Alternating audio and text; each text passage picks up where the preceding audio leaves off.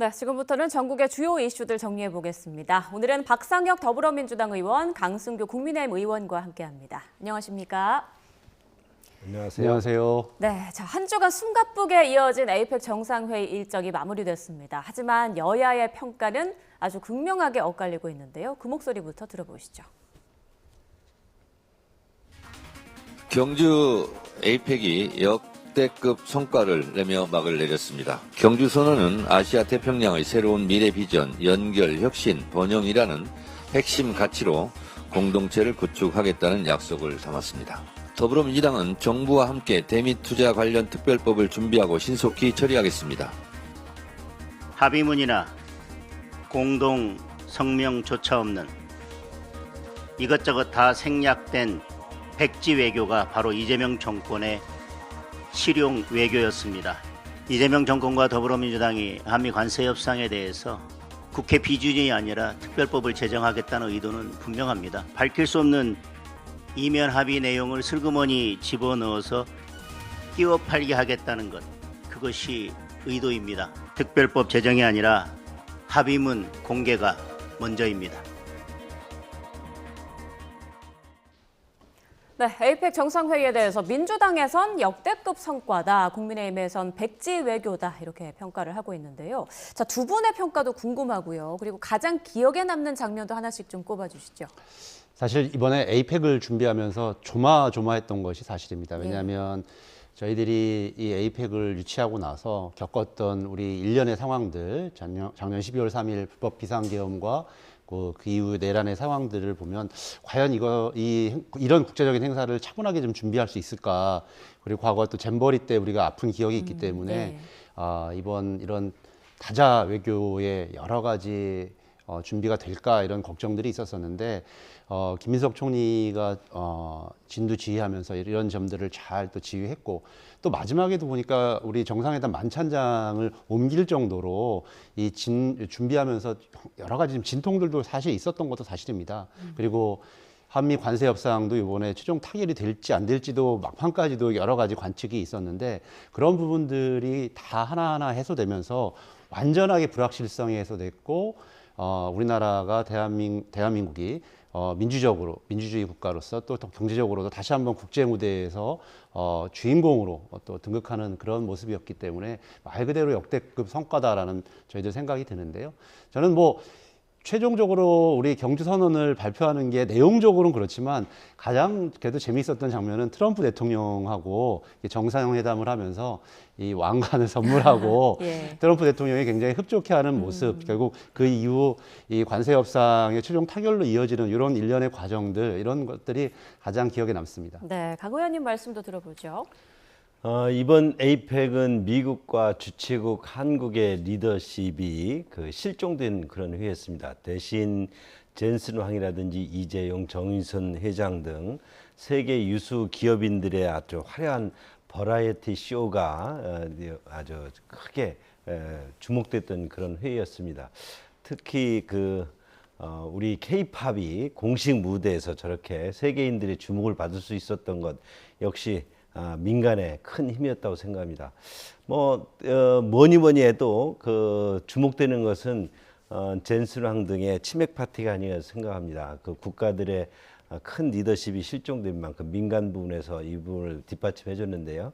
아주 치맥 파티 화려한 모습으로 국민들에게 또 세계인들에게 좀 다가온 것 같습니다. 네, 정상들보다는 민간들의 어떤 그런 성과가 돋보였다 이런 평가를 해주셨어요. 자, 이번 APEC에서 경주 선언이 채택이 됐는데 자유무역 지지 표현은 선언문에 담기지 않았더라고요. 이게 미국에서 제동을 건 거 아니냐 이런 분석이 나오는데 어떻습니까?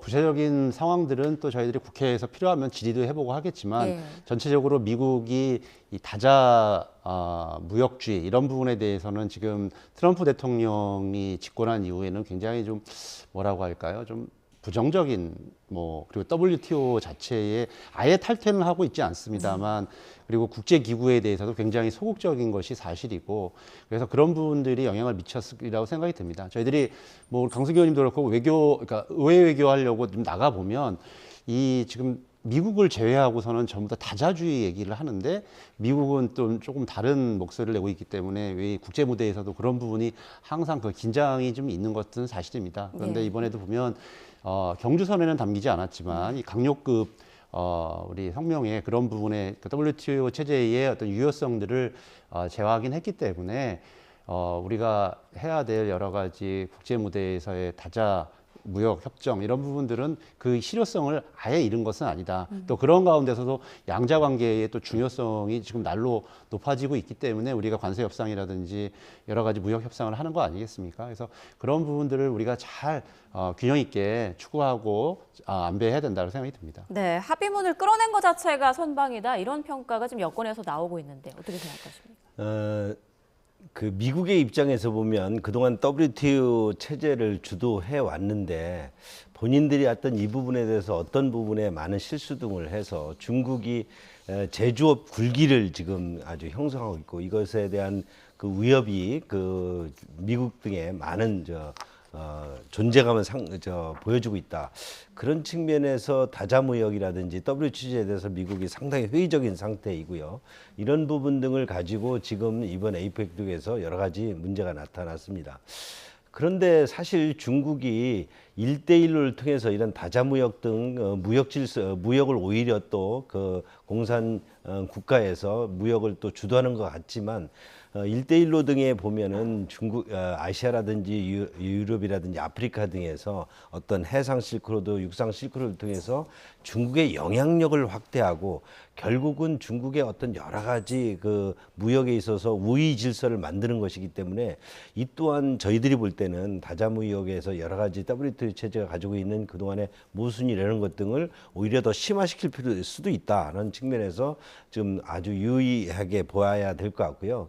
지금 WTO 체제가 지나고 중국의 1대1로 체제에서 영향력 확대 이런 부분 등을 우리는 어떻게 대항을 해야 되는지 앞으로 지금 국가 간 대항전 여러 가지 첨단 무기, 첨단 산업의 전제 이런 부분 등을 새로 우리도 조명해야 될 때라고 봅니다. 네, 구체적인 성과에 대해서는 당분간 계속해서 좀 평가가 이루어질 것 같고요. 자, 이런 가운데 에이펙 중간중간 아주 인상적인 장면들이 많이 연출됐습니다. 먼저 트럼프 미국 대통령에게 천마총 금관 모형을 선물한 이재명 대통령, 중국 시진핑 주석에게는 어떤 선물을 했을지 관심이 쏠렸는데요. 화면으로 함께 보시죠. 네, 먼저 이 대통령은 바둑 애호가로 알려진 시 주석을 위해 본비자 나무로 제작된 바둑판을 준비했습니다. 这个还是很精致的特色。 네, 이어서 나전칠기 자개 원형 쟁반과 평리위안 여사를 위한 은손잡이 탕관과 은잔 세트, 그리고 영양크림과 아이크림을 건넸는데요. 무뚝뚝하기로 소문난 시 주석이 미소를 띠며 작은 농담을 던졌습니다. 女士用的， 여성용이죠. 네, 이어서 중국 측에서 준비한 선물도 공개됐는데요. 펑 여사는 김혜경 여사를 위해 중국 찻잔 세트를, 시 주석은 옥으로 만든 붓과 벼루 등 문방사우 세트와 중국산 스마트폰 샤오미 15 울트라 2대를 선물했습니다. 이 스마트폰을 소개하는 과정에서도 두 정상은 농담을 주고받으며 웃음을 터뜨렸는데요. 디스플레이는 한국 제품입니다. 通信部安全产 통신보안 非常好，你就是看看有没有后门。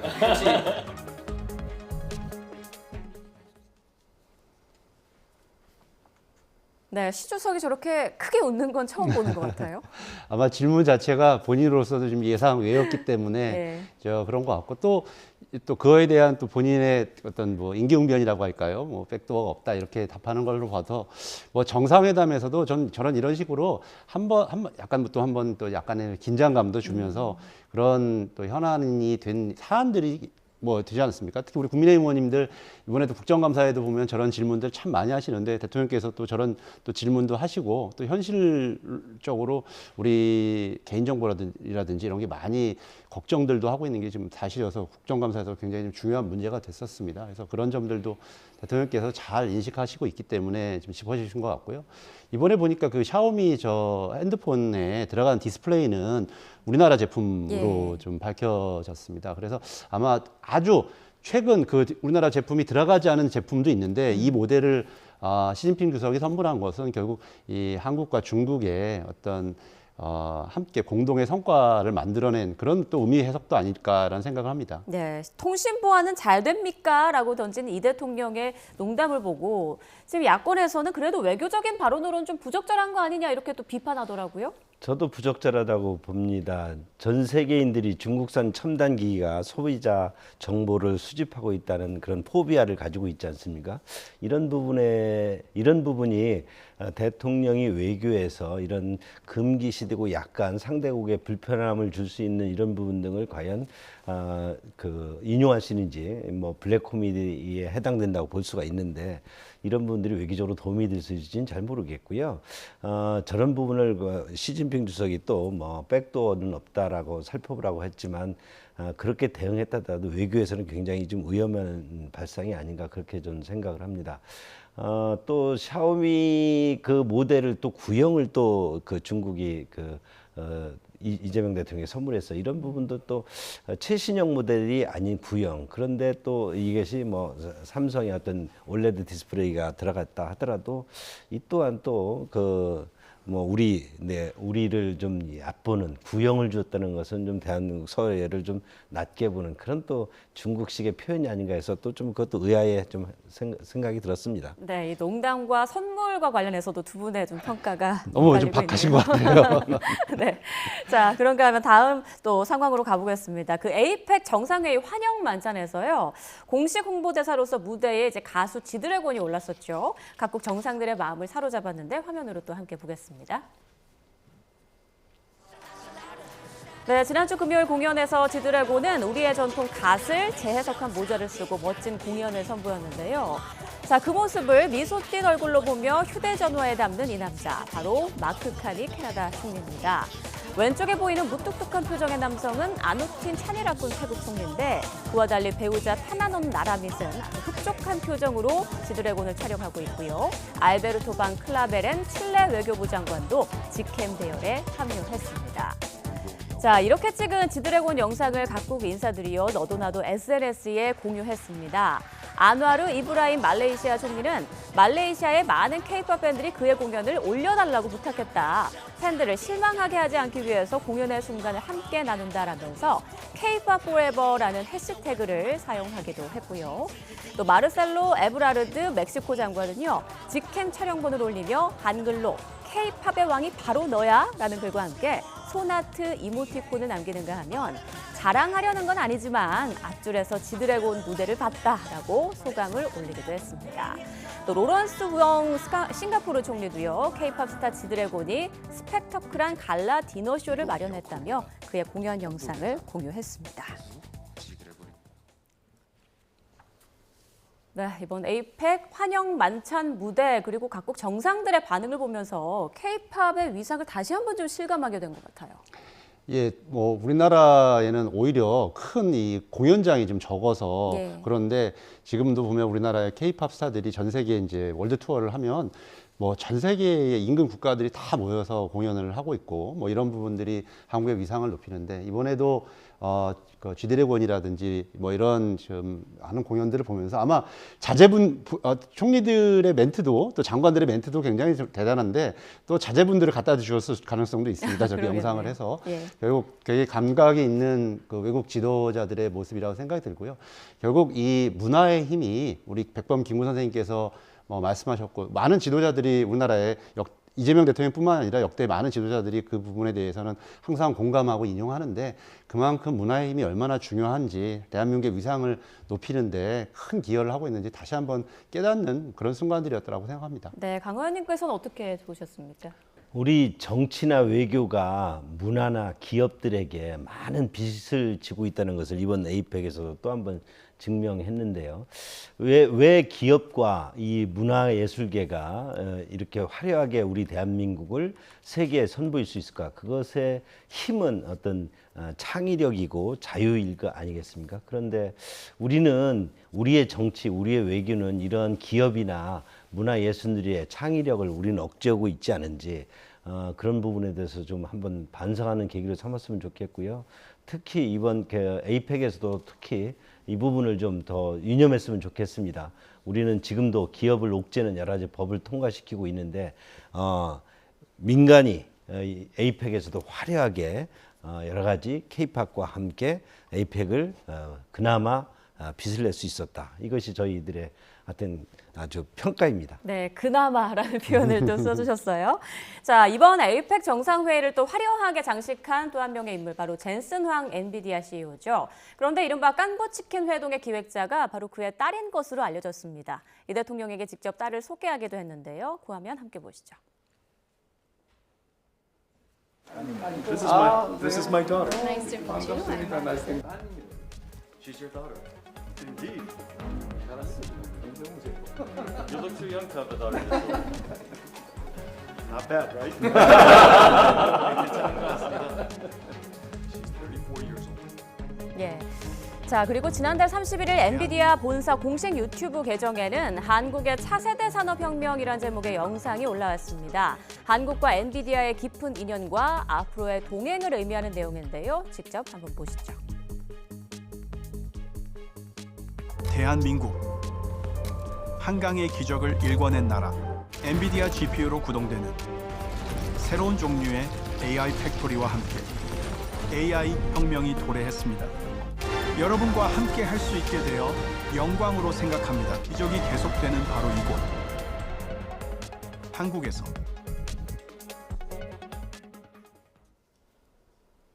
네, 깐부 치맥 회동이 바로 젠슨 황 엔비디아 CEO 딸이 기획한 것이라는 것도 참 놀랍고요. 그리고 엔비디아가 이렇게 우리나라를 위한 헌정 영상을 공개한 것도 놀라웠습니다. 어떻게 생각하셨나요? 뭐 이번에 젠슨 황이 얘기한 것처럼 1996년도에 이건희 회장님의 편지를 받고 처음 대한민국을 방문했다. 뭐 이런 얘기도 저 자리에서 소개하지 않았습니까? 예. 그리고 뭐 여러 가지 지금 이번에 한국과 여러 가지 AI 동맹 관련된 의미 있는 부분, 과거 대통령 대선 시절에 이재명 당시 후보가 5만 장 GPU 뭐 확보하겠다고 그랬더니 많은 국민의힘 후보들이 굉장히 비웃고 조롱하고 불가능하다고 얘기했는데 26만 장으로 이번에 그 성과를 보여줬습니다.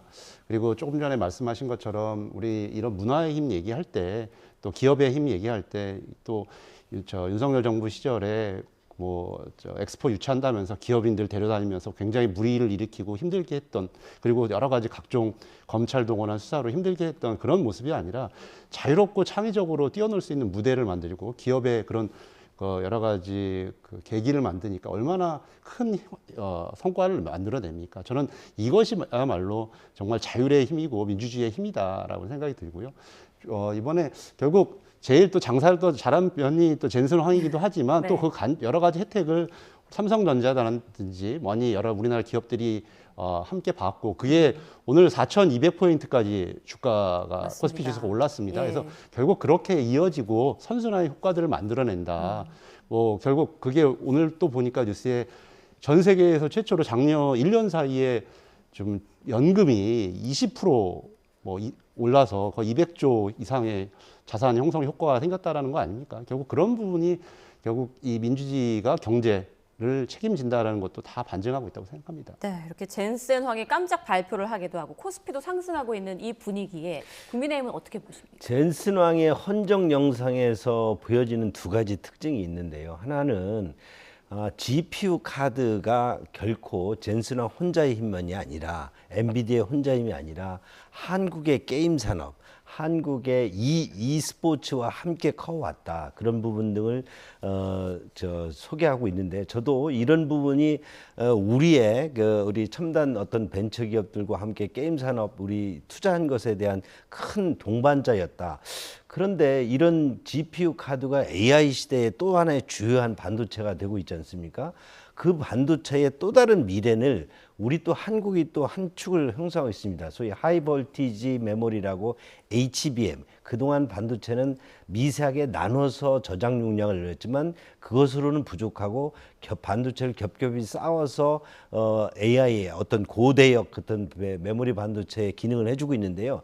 이것에 지금 주축인 기업이 SK와 그리고 또 삼성이 지금 참여하고 있지 않습니까? 예. 이 부분을 엔비디아가 앞으로 AI의 여러 가지 그 전 세계 산업을 이끌기 위해서는 두 기업과 함께 같이 갈 수밖에 없다. 이런 의미를 또 미래에 담아 있습니다. 그래서 이번 에이펙은 정말 젠스랑과 기업인들의 어떤 큰 버라이티 쇼였는데 이 부분에 대해서도 한국이 그저 단순한 헌정 대상이 아니라 그동안 한국이 추구해온 어떤 기업의 첨단 기업에 대한 투자 그리고 기업의 어떤 우리 전략적 마인드와 함께 앞으로도 같이 갈 수 있다 하는 것을 젠스랑이 보여줬다. 이런 부분이 특징적으로 보여집니다. 네, 이렇게 에이펙이 마무리된 가운데 오늘 이재명 대통령에 대한 국정 지지율이 나왔습니다. 53%로 3주 만에 반등을 했는데 지금 지지율 추이 어떻게 보고 계신지 두 분 의견 같이 들어볼게요. 예, 뭐 당연히 에이펙 정상회담을 아주 성공적으로 잘 마무리했던 부분, 그리고 그 안에서 한미 관세 협상, 또 한중 정상회담 등 주요 국가의 정상회담들을 아주 큰 무리 없이 해결했던 부분들. 과거에 뭐 윤석열 정부 시절에 외교만 하면 또 외국만 나가면 사고가 나고 불안해서 있었던 것과는 전혀 다른 모습이기 때문에 그런 것들이 기반이 되어서 다시 한번 이렇게 좀 국정 지지율이 지금 반등을 하고 있고, 저는 계속 좀 이런 기류들이 상승으로 좀 이어질 것이라고 생각이 듭니다. 그래도 더 중요한 거는 이런 부분을 후속 작업을 어떻게 차질 없이 하느냐, 이런 부분도 굉장히 좀 중요하거든요. 그래서 예. 정부와 국회가 여야가 함께 좀 머리를 맞대고 그런 부분들도 좀 초당적으로 협력해서, 우리 정치의 기풍 중에 하나가 외교와 관련되어서는 좀 초당적으로 협력해왔던 기풍들이 좀 있습니다. 뭐 물론 그런 부분이 과거에 비해서 조금 약간 옅어진 것은 있습니다만 아직도 그런 부분들을 잘 기억하고 있는 저나 또 강수기 의원님도 다 마찬가지이기 때문에 그렇게 그런 부분을 잘 이어지게 한다면 앞으로 뭐 대통령 지지율, 국정 지지율뿐만 아니라 전반적으로 우리 경제에도 좀 큰 훈풍 효과가 되지 않을까 이렇게 생각합니다. 네, 강 의원님 분석도 들어보겠습니다. 에이펙 등 외교 시즌은 대통령의 노출도가 많은 만큼 뭐 지지율들이 상승하는 것은 추세일 수도 있습니다. 그러나 이번 에이펙 기간에 또 관세 협상이 이루어진 부분 등에 대해서 내용적으로 보면 지금 많은 부분 등이 그 외교의 어떤 참사로 비춰질 수도 있다. 그 내용들이 앞으로 어떻게 공개될지 모르겠지만 이런 부분에서 또 지지율에 지금 약간의 반등이 그렇게 의미 있게 다가오지는 않는 것 같습니다. 하나만 더 추가하자면 네. 이번 지지율 반등의 내부적인 요인들을 다 하나 살펴봐야 되겠습니다만, 특히 한국과 미국이 핵잠수함과 관련된 여러 가지 한국 측 건조에 대해서 미국이 승인하고 이런 부분이 있습니다. 그래서 이 부분에 대해서는 특히 이제 보수층에서 특히 아주 굉장히 긍정적으로 평가를 하고 있거든요. 네. 그래서 저는 내용의 그 지지율 반등의 구체적인 내용들도 좀 살펴보게 되면 그런 굉장히 이런 부분에 대해서 굉장히 긍정적인 평가를 하고 있는 것으로 알고 있습니다. 그래서 결과적으로 그동안에 이재명 대통령을 지지하던 사람만 더 지지하는 게 아니라 그런 보수층까지도 외연이 확장되는 그런 이번에 정상회담이었고 에이펙이었다라는 부분도 이번에 한번 나중에 계속 그런 후속 기사들이 좀 나오지 않을까 생각이 듭니다. 네, 에이펙에 대한 평가 두 분과 함께 좀 짚어봤고 다음 이슈로 넘어가 보겠습니다. 민주당이 대통령 재판을 임기 중 멈추는 형사소송법 개정안, 이른바 국정안정법을 추진하지 않겠다고 밝혔습니다. 관련 정치권 목소리 들어보시죠. 더불어민주당이 기어이 이재명 대통령 재판 중지법을 이달 안에 처리하겠다고 선언했습니다. 우리는 이 법을 이재명 유죄 자백법 또는 헌법 파괴법이라고 부르겠습니다. 헌법 제84조 해석만으로도 현직 대통령 재판은 중단된다고 주장해온 것이 더불어민주당입니다. 떳떳하고 당당하다면 왜 재판을 피합니까? 더불어민주당은 정청래 대표 등 당 지도부의 간담회를 통하여 국정안정법의 추진에 관하여 추진하지 않기로 의견을 모았다라는 말씀을 드립니다. 지금 관세 협상과 에이펙의 성과 그리고 대국민 보고대회 등에 집중할 때라는 데 의견을 모았습니다. 그러면 미루는 게 아니라 아예 안 한다? 그렇습니다. 예, 그 당 지도부의 간담회를 통해 결정을 하고 대통령실과도 조율을 거친 사항입니다.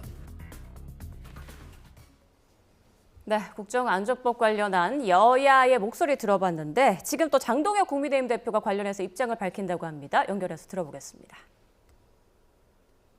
오늘 아침까지 그렇게 추진할 것처럼 이야기하다가 말을 바꿨는데, 민주당이 추진하지 않겠다는 말을 저는 오늘은 추진하지 않겠다는 말로 받아들이겠습니다.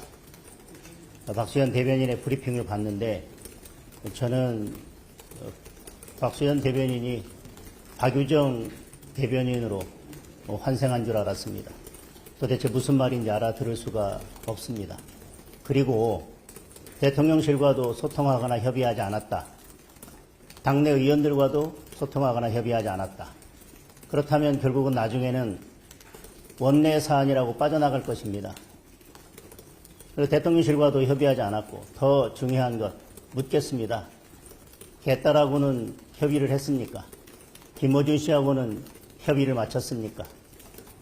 아침에 여야 합의를 해놓고 점심이 지나서 손바닥 뒤집듯이 뒤집는 민주당입니다. 민주당의 지금 그런 발표를 누가 믿을 수 있겠습니까? 간단합니다. 대통령이든 정청래 대표든 누구든 책임 있는 사람이 이재명 대통령 재임 기간 중에 재판중지법을 추진하지 않겠다고 명확한 입장을 밝히십시오.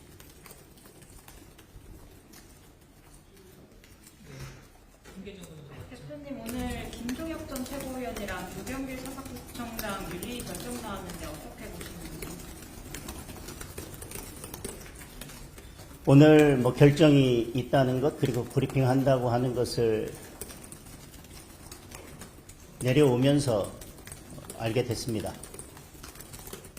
윤리위의 결정이기 때문에 그 결정에 대해서는 다른 말씀을 드리지 않겠습니다. 다만 이번 결정은 제가 당대표 되기 전에 있었던 일에 대한 결정으로 알고 있습니다.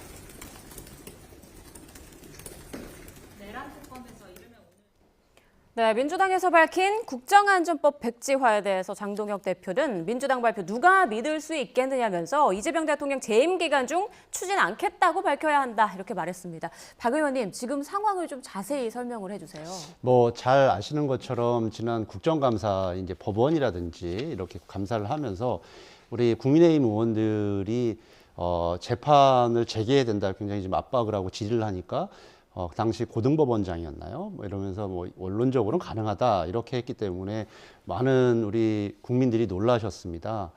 이게 올해 그 5월 1일에 조희대 대법원이 정치에 개입했던 것을 다시 한번 연상시켰고 6월 3일 대통령 선거로 대통령 선거에 나타난 국민들의 민주주의를 지켜야겠다라고 했던 국민들의 이런 참정권을 또 깡그리 아예 부정하려고 하는 어떤 모종의 국민의힘과 법원에 또 이런 것이 작동하는 것이 아닌가라는 그런 의심이 생겼고요. 그래서 그 과정에서 저희들 의원들이 그동안 조금 이미 법사위까지 통과시켰던 이 법을 통과시키는 게 맞다라는 의견이 자연 발생적으로 나올 수밖에 없었던 저희들로서는 국민들의 민주주의를 지켜야 된다, 참정권을 지켜야 된다.